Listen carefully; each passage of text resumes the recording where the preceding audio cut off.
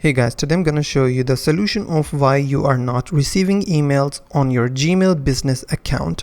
So first of all you have to do is search Google Workspace MX Records on Google search engine, and you have to click on this link. Once the link has been opened, you have to scroll down and you will see some values and priorities on this section.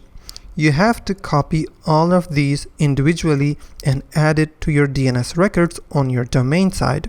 As I have bought my domain from Namecheap.com, so if you have bought your domain from another website, the settings will be slightly different. All you have to do is go to the domain section, or you can go to the dashboard of your account, and after that you will see the list of the domains that you have bought in any specific website. So in Namecheap.com you will go to this section. From here you have to click on manage. From here you will see an advanced DNS. So I will click on advanced DNS. On this page, you have to scroll down just a bit until you see mail settings. From here, you have to select custom MX. From here, you will see type records. Yeah, as you can see, MX record is the type. From here, you have to type in the host, the values, the priority, as just I have shown in the beginning of the video.